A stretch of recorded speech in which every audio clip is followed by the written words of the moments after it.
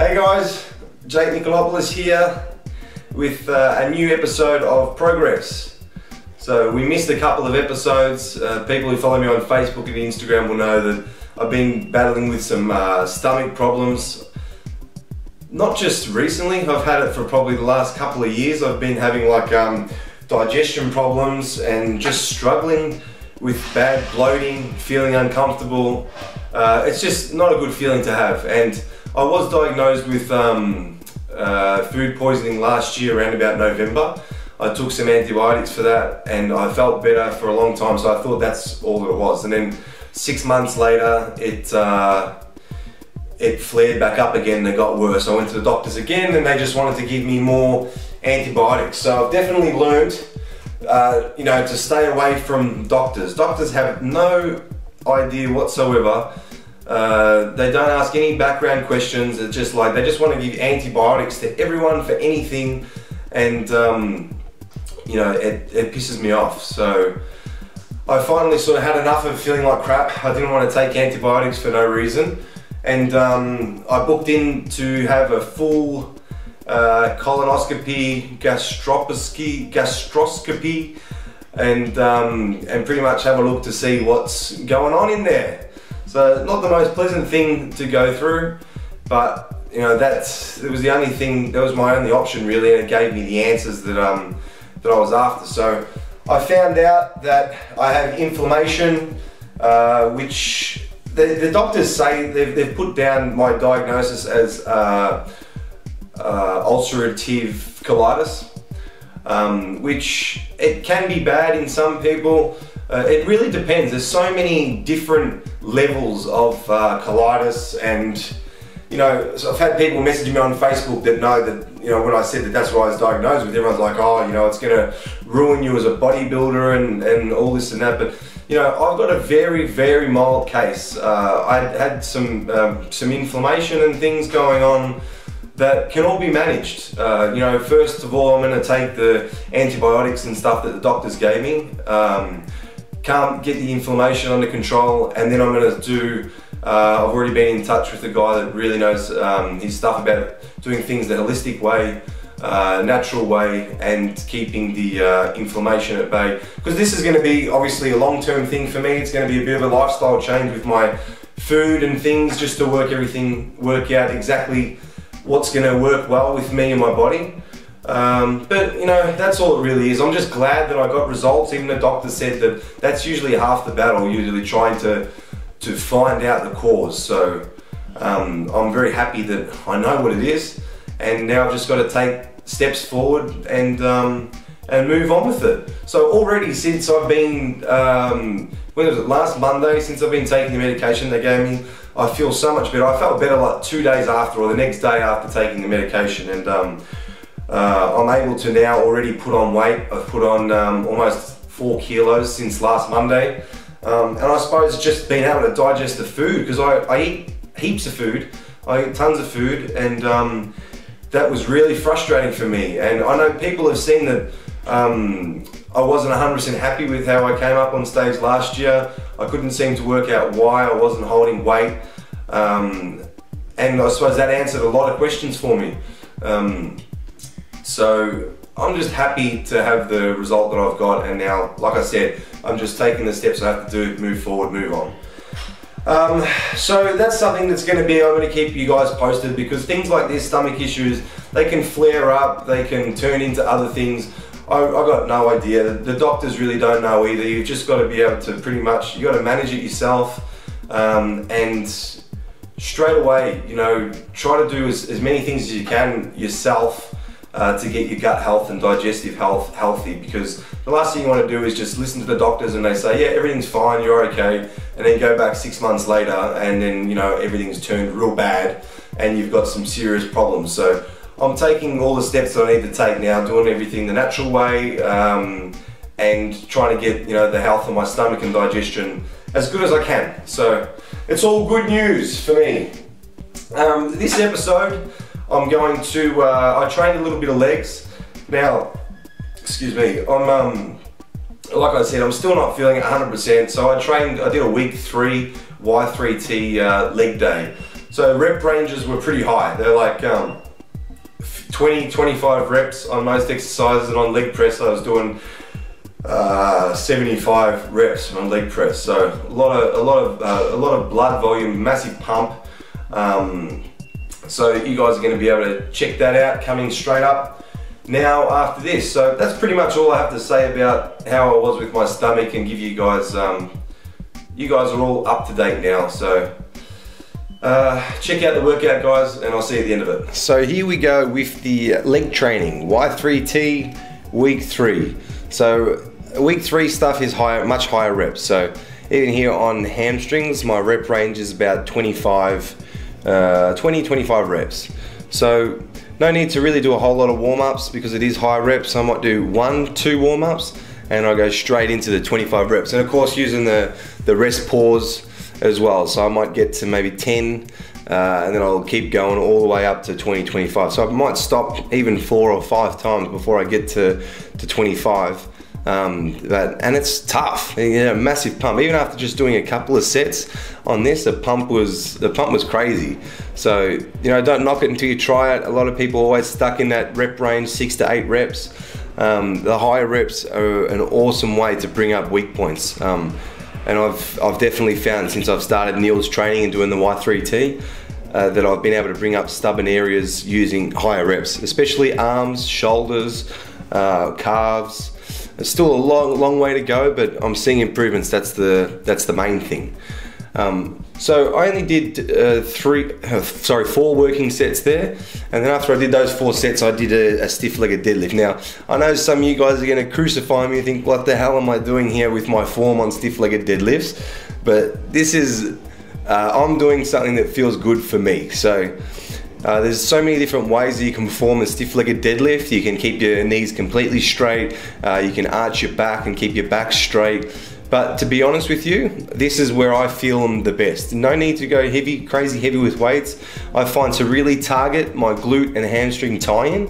If I lean forward, I've rounded my back, I've leaned forward, and then I've taken, it may look as if I'm using my back, but I've actually taken my back out of the movement.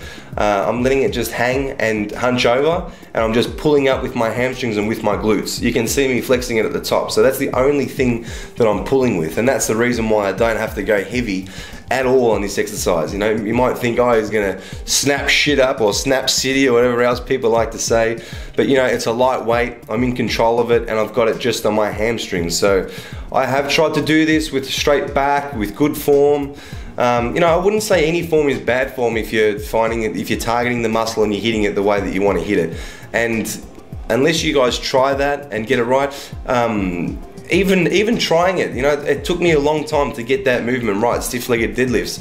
It's easier to put 3 or 4 plates on there and use your back. You will use some hamstrings, but to really target your hamstrings, I've found that is an awesome way to do stiff-legged deadlifts. Yeah, there's no weight on the bar, but you know, I don't need to put weight on the bar. You can really feel it. If you're in Melbourne, you can come down to my gym. I'll take you through a hamstring leg workout. I'll put just the bar on, and I'm sure that you guys will feel it more than you feel 3 or 4 plates when you do stiff-legged deadlifts. So, and then I did that. This one was a superset. I supersetted stiff-legged deadlifts with a wide and high stance on the leg press. Again, rep ranges were high. I think it was 25 reps on the stiff-legged deadlifts and about 25 reps on these wide stance leg presses as well. Again, just really hitting that hamstring glute tie-in, forcing a lot of blood in there. And again, it's not a whole lot of sets. I think I did 3 sets, 3 supersets on this, and then back on the leg press again. After I did hamstrings, I did quads. I always do hamstrings first. Obviously, that's my weakest area, my hamstrings.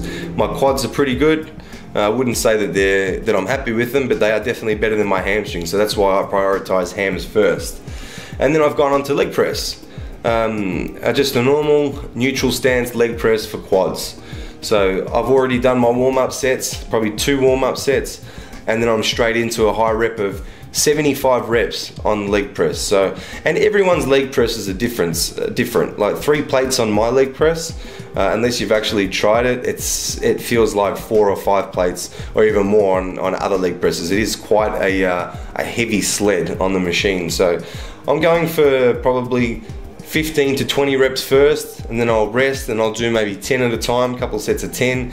And then if I'm really tired and I'm really struggling, I'll probably get sets of 5 at a time, all the way up to 75 reps. So, you know, unless you try doing high reps for legs, you know, people think that high reps isn't going to do anything, but every professional bodybuilder that I've trained with, or anyone that I've trained with that has massive legs, usually do a lot of high rep work. It's not always just 6 to 8 reps on squats. The majority of the time people are doing this sort of stuff. And it's hard, it's cardiovascularly hard as well. It's an awesome workout. And I don't do this all the time. It's week 3. So week 2, lower reps, week 1, even lower reps again on the Y3T training. So yeah, I rest paused all the way up until 75 reps, until I couldn't really do any more reps at all.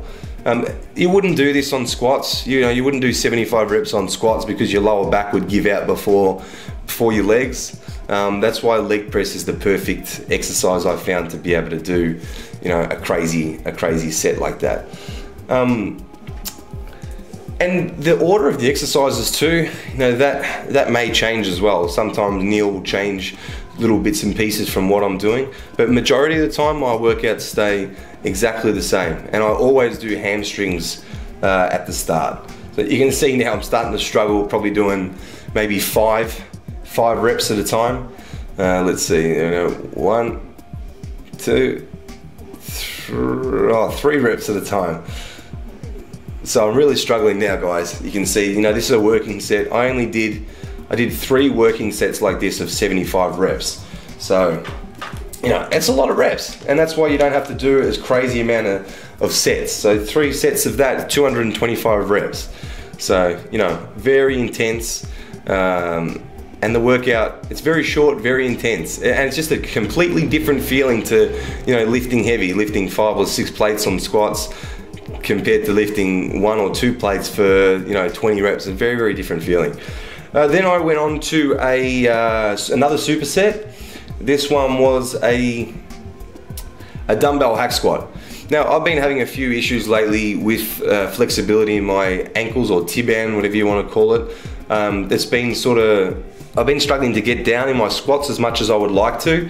So I'm just going down as much as I can. So yeah, I know I'm not going arse to ground, but that's pretty much where as deep as I can go at the moment. I've been working on flexibility and stretching and getting myotherapy massage and stuff to release some of those muscles in my shins and around my ankle and calves as well, just to be able to get that extra depth. But look, I've built great legs. Well, you know, I'm not going to say great, but I've built really good legs from using form that's not always arse to grass. I found sometimes when I do go all the way down, I have patella problem. My knee and my patella tendon starts to become a bit of an issue. So just coming down to wherever I feel comfortable is the way to go for me. So that was a drop set. I did 3 drop sets I went from, I think, 25 kilo dumbbells down to like a 12 kilo dumbbell, 25 reps each set. So 25 reps, 25s, 25 reps on the 12s. And that was, you know, my legs were already screaming after the leg press. So this was a really good movement. I wouldn't normally do them with dumbbells. I'd use the hack squat machine. I find with the hack squat machine, I got a better range. But this still, because my legs were so pumped from the leg press, this definitely did the job. And after I did these, I went on to just a normal squat. So I went on to a barbell squat. And at the end of the workout, doing this for 25 reps is a great pump. I've usually, to tell you the truth, I normally always do squats, one of the last exercises. It's only week 1 when I'm going fairly heavy that I would go straight into a squat. I just warm up on the squats and start my heavy lifting on squats, just so I haven't really fatigued the muscles before I squat. But doing them at the end after leg presses, after the hack squats, after hamstrings, it's just a completely different feeling. You feel like all of the muscles are warm, with the hamstrings warm, the quads are warm. You just feel like you got a lot of control over the weight. So nothing crazy weights wise. I've got 2.5 plates, I think, either side, and I'm doing 25 reps. Same thing, I'm doing the rest pauses on this as well, all the way up until 25. And that's pretty much it for week 3 leg training, guys. You know, nothing crazy. I'm not throwing around any ridiculous weights. I'm just showing you guys what I do. So that's week 3. So there you have it. That's legs done. Y3T week 3. And I'm back in action. So I'll give you guys another episode next week. Probably going to do a Q&A, something like that. And that's really it, guys. So don't forget, subscribe to the Massive Joe's videos, like their Facebook page, stay up to date with everything they're doing. The guys, Joe and Steve, are over at the States at the moment, and they're training with a lot of the big names in the fitness industry. I think the series is called TMJ in the USA, so be sure to check that out as well, guys. And I will see you all in the next episode.